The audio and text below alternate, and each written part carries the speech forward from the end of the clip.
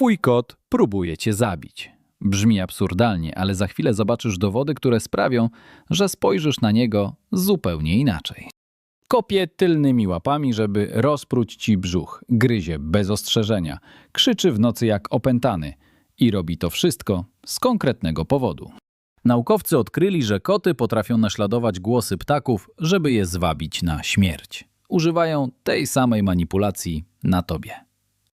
Kiedy twój kot pokazuje ci tyłek, to nie przypadek. Kiedy liże twoją twarz w nocy, to nie miłość. Prawda jest bardziej prymitywna. Za 15 minut będziesz znać każdy brudny sekret swojego kota. Niektóre odpowiedzi są urocze, inne mogą cię naprawdę zaniepokoić. Zostań do końca, bo ostatni nawyk wyjaśnia nocne krzyki. I jeśli go zignorujesz, twój kot może naprawdę cierpieć. Twój kot codziennie robi rzeczy tak dziwne, że zaczynasz wątpić w jego zdrowie psychiczne. Ale za każdym szaleństwem kryje się tysiącletnia logika.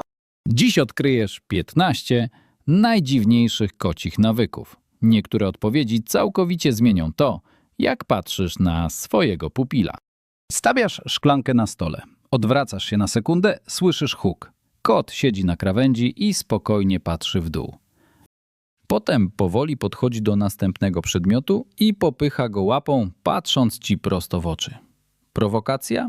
Nie do końca. To instynkt łowiecki. Dzikie koty uderzają łapą zdobycz, sprawdzając, czy żyje, czy jest niebezpieczna. Twój kot testuje przedmioty identycznie. Każdy obiekt to eksperyment fizyczny. Szklanka spada i rozbija się. Długopis toczy się. Kot uczy się praw grawitacji przez praktykę.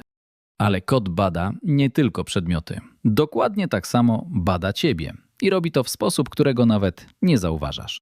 Twój kot podchodzi i z całej siły uderza cię głową w twarz. Czasem tak mocno, że aż boli. Agresja? Wręcz przeciwnie.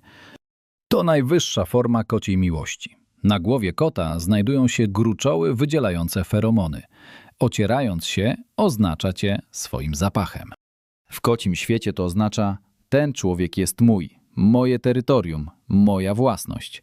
Przyjmuję go do mojej rodziny. Kot nie tylko zostawia swój zapach, zbiera też twój, tworząc wspólny rodzinny aromat. To wzmacnia więź między wami. Oznaczyć zapachem to dopiero początek. Następny nawyk udowodni, jak głęboko kot jest do ciebie przywiązany, cofając się do własnego dzieciństwa. Kot wskakuje na twoje kolana, układa się wygodnie i zaczyna rytmicznie przebierać przednimi łapami, wbijając i chowając pazury. To tak zwany mleczny krok. Kocięta masują brzuch matki podczas karmienia, stymulując przypływ mleka. Najszczęśliwsze wspomnienie z dzieciństwa. Dorosły kot zachowuje ten odruch i aktywuje go, gdy czuje się całkowicie bezpiecznie. Ugniatając twoje kolana, wraca do dzieciństwa. Postrzega cię jako zastępczą matkę, źródło bezpieczeństwa i ciepła. To najwyższy komplement, jaki może ci złożyć. Ugniatanie to język ciała. Ale koty mają jeszcze jeden bezgłośny sygnał, który większość właścicieli kompletnie przeocza. Patrzysz na kota, kot patrzy na ciebie. Potem powoli zamyka oczy, czeka sekundę i powoli je otwiera. Wygląda jak senność, ale to kocie wyznanie miłości. W naturze bezpośredni kontakt wzrokowy oznacza atak. Zamknąć oczy to pełna bezbronność. Kot mówi: ufam ci tak bardzo, że mogę zamknąć oczy i się nie bać. Nie jesteś zagrożeniem. Jest mi z tobą dobrze. Badania wykazały, że koty mrugają powoli do ludzi częściej niż do innych kotów. Zaadaptowały ten sygnał specjalnie dla nas. Możesz odpowiedzieć tym samym. Spójrz na kota i powoli zamknij oczy. Zrozumie to jako odwzajemnione wyznanie uczuć. Ale tę sielankę łatwo zniszczyć jednym niewłaściwym ruchem ręki. I wtedy zamiast mruczenia dostaniesz ugryzienie. Głaszczesz kota. Mruczy. Wygląda na zadowolonego.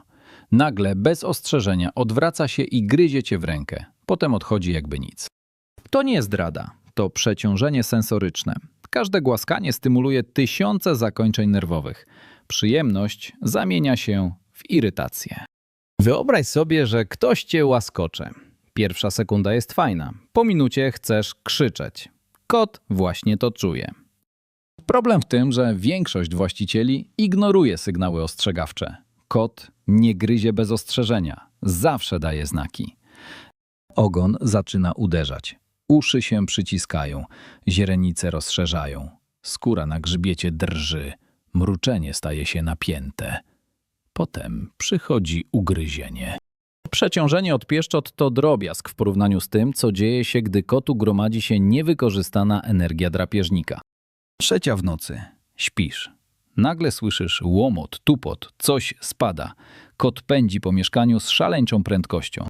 Wskakuje na meble, zrzuca przedmioty, miauczy jak opętany. Potem nagle wszystko cichnie i kładzie się spać, jakby nic się nie stało. To nocne szaleństwo ma biologiczne wyjaśnienie. Koty to zmierzchowiłowcy. Szczyt ich aktywności przypada na świt i zmierzch. W ciągu dnia śpią, gromadząc energię. W nocy ta energia domaga się ujścia. Nocne gonitwy to symulacja polowania. Kot ściga wyimaginowaną zdobycz, ćwiczy skoki, zwroty, ataki. To fizyczne i psychiczne rozładowanie instynktu łowieckiego. Możliwe też, że reaguje na bodźce, których ty nie słyszysz. Nocne dźwięki gryzoni w ścianach, owady, światło reflektorów za oknem. Energię drapieżnika trzeba gdzieś wyładować. Czasem wybucha nocnymi gonitwami, a czasem zasadzkami na twoje nogi. Idziesz spokojnie korytarzem. Nagle zza rogu wyskakuje kot, wczepia się w kostki pazurami i kopie tylnymi łapami. Potem tak samo nagle puszcza i ucieka. To nie złość. Twoje nogi poruszające się obok kryjówki to idealna zdobycz, atrapa.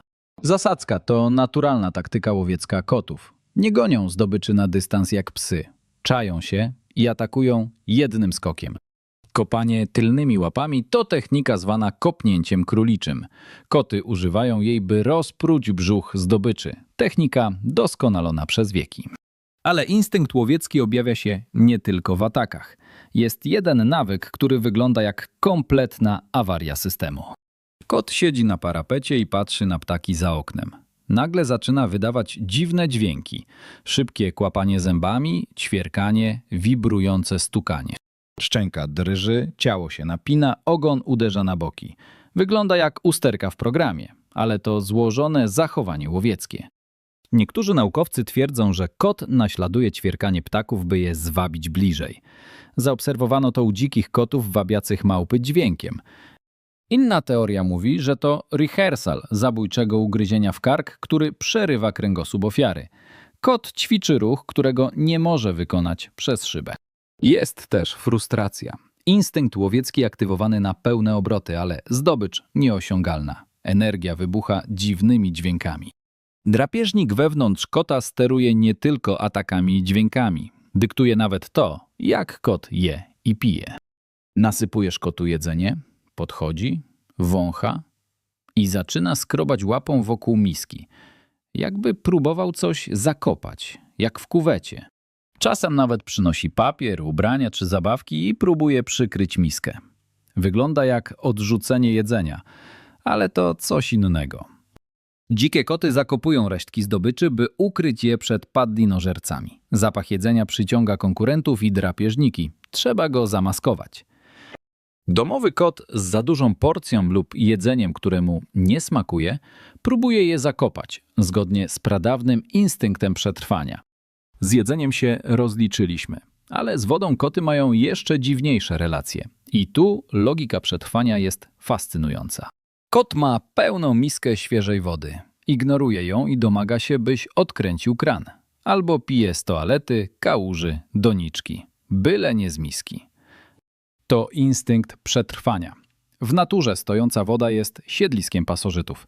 Płynąca woda w strumieniach i rzekach jest czystsza i bezpieczniejsza. Miska z wodą stoi koło jedzenia. Ale dzikie koty nie piją tam, gdzie jedzą, bo woda obok zdobyczy może być skażona. Woda w misce może wchłaniać zapachy plastiku lub detergentów. Wąsy kota dotykające brzegów miski wywołują dyskomfort zwany zmęczeniem wąsów. Rozwiązanie jest proste. Szeroka miska z wodą w innym pokoju, daleko od jedzenia. Albo fontanna. Twój kot będzie wdzięczny. Instynkt przetrwania każe kotom szukać bezpiecznej wody. Ten sam instynkt wyjaśnia ich obsesję na punkcie czegoś zupełnie innego. Pudełek. Kupujesz drogi koci kompleks do zabawy. Kot go ignoruje i wchodzi do kartonu po nim. Spędza tam godziny, nawet jeśli ledwo się mieści. To nie kaprys. Koty są jednocześnie drapieżnikami i potencjalną zdobyczą. Zamknięta przestrzeń chroni ze wszystkich stron, zostawiając jedno wejście do kontroli. Badania w schroniskach wykazały, że koty z dostępem do pudełek adaptują się szybciej i mają niższy poziom kortyzolu, hormonu stresu. Pudełko to też idealna pozycja do zasadzki. Karton utrzymuje ciepło, a jego tekstura jest idealna do drapania. 5 zalet w jednym. Pudełko daje kotu poczucie kontroli. Ale są miejsca, które wybiera nie dla bezpieczeństwa, lecz dla ciebie. I tu zaczyna się najciekawsze. Czytasz książkę albo pracujesz na laptopie. Kot natychmiast przychodzi i kładzie się dokładnie na tym, całkowicie blokując widok. Przekładasz go, wraca. Zamykasz książkę, traci zainteresowanie. Kot nie rozumie czytania. Widzi rywala o twoje spojrzenie i eliminuje go. Klawiatura i papier niosą twój zapach. Kot kładzie się na nich, by zmieszać swój zapach z twoim. Plus laptop jest ciepły. Położyć się na książce to delikatna wskazówka, ale kiedy kot odwraca się do ciebie tyłem, przekaz jest znacznie bardziej bezpośredni. Siedzisz spokojnie. Kot wskakuje, odwraca się i wystawia ci zadnią część prosto w twarz z podniesionym ogonem. Niegrzeczne? Dla kota to szacunek. W kocim świecie odsłonięcie tyłu to powitanie. Koty witają się nawzajem, obwąchując okolice ogona, gdzie gruczoły wydzielają unikalny zapach – paszport. Ten zapach niesie informacje o płci, wieku, zdrowiu, nastroju. Kot pokazuje ci swoje dane osobowe, przyjmuje cię do swojej grupy społecznej. Zapach to główny język kotów i kiedy kot cię liże, mówi tym językiem wprost. To jedna z najbardziej wzruszających kocich reakcji. Kot podchodzi i zaczyna lizać twoją twarz, ręce, włosy. Szorstki język draśnie skórę, ale on uparcie kontynuuje. Czasem budzicie tym w nocy. To społeczny grooming. Koty żyjące w grupach wylizują się nawzajem, by wzmocnić więzi. Kiedy liże ciebie, traktuje cię jak członka rodziny. Ślina kota zawiera feromony.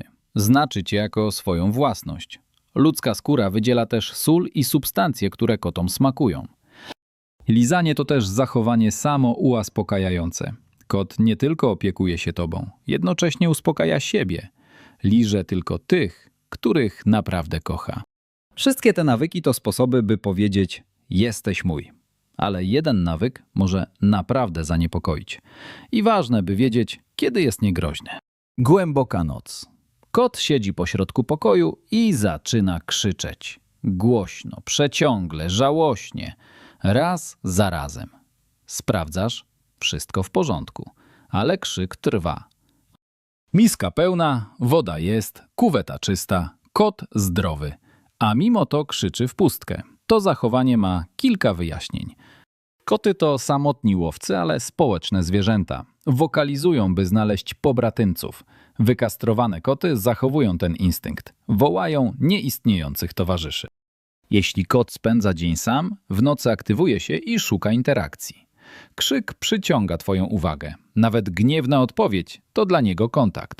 Ale u starszych kotów nocne krzyki mogą oznaczać dysfunkcję kognitywną. Koci odpowiednik choroby Alzheimera. Kot gubi się, zapomina gdzie jest i panikuje.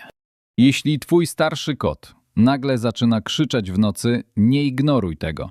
Wizyta u weterynarza może wykryć problem, zanim się pogłębi. Każda dziwność twojego kota to wiadomość. Twój kot nieustannie do ciebie mówi, po prostu w innym języku. Teraz już go rozumiesz.